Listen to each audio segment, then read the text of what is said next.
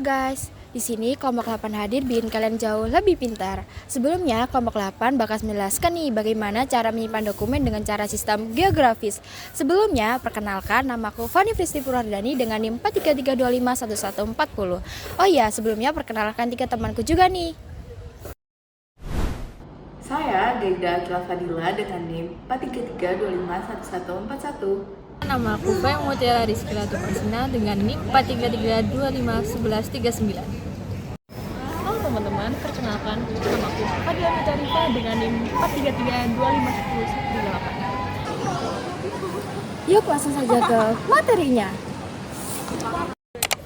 Sistem geografis adalah sistem yang digunakan dalam penyimpanan berdasarkan lokasi atau wilayah administratif, yang dimana sistem ini umumnya digunakan pada organisasi atau instansi pemerintahan. Klasifikasi utamanya berdasarkan negara, sehingga dokumen akan lebih mudah diorganisasi dan ditemukan sesuai wilayahnya.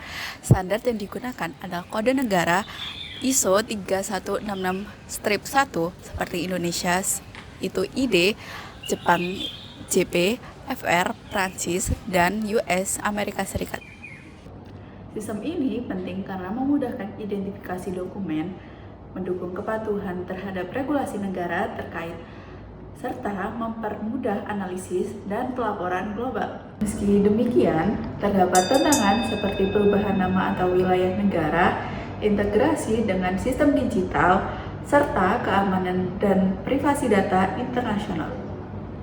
Nah, setelah mengetahui pengertian sistem geografis dan struktur penyimpanannya, kita masuk ke dalam implementasi klasifikasi berdasarkan negara.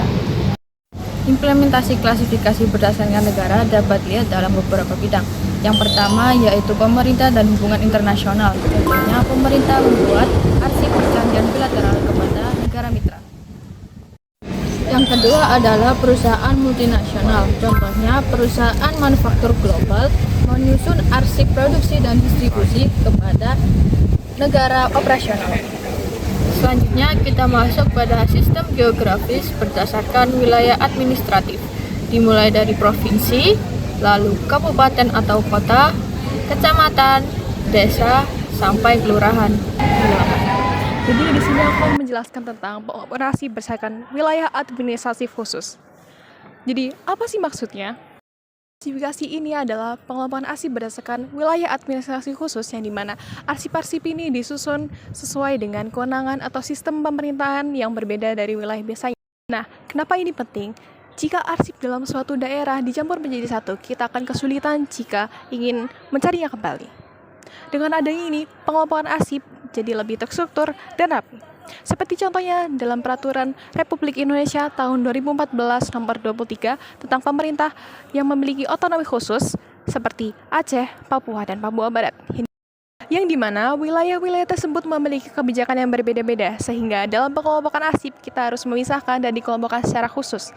Jadi bisa kita lihat bahwa pengelompokan arsip berdasarkan sistem administrasi khusus dapat membantu kita dalam pengelompokan arsip jadi lebih terstruktur, efisien, dan sistematis. Di sini saya akan membahas klasifikasi arsip berdasarkan wilayah. Arsip dikelompokkan berdasarkan wilayah, seperti provinsi, kota, atau kecamatan. Tujuannya agar arsip ini dapat ditemukan jauh lebih mudah. Contohnya, kita menggunakan kode wilayah, jadi kita bisa tahu secara cepat nih arsip ini berasal dari mana tanpa kita membaca bukunya satu persatu. Selain itu, kita juga bisa menggunakan sistem digital. Dengan sistem digital ini, kita bisa mencari arsip menjadi lebih cepat, menjadi lebih mudah, dan menjadi lebih aman. Selanjutnya, kita bahas petunjuk silang. Petunjuk silang adalah alat bantu untuk mencari arsip yang punya lebih dari satu kategori. Misalnya nih, satu arsip punya 2 judul. Jadi arsip bisa dicari dari 2 cara. Atau kalau ada lampiran besar, petunjuk silang juga membantu kita menunjukkan tempat penyimpanannya di mana. Jadi petunjuk silang ini memudahkan kita banget untuk menemukan arsip dengan cepat. Gimana nih, udah gak bingung lagi kan? Gimana soal sistem geografis? Makasih banyak ya buat perhatiannya. Kelompok 8 pamit undur diri, tetap semangat dan sampai jumpa lagi.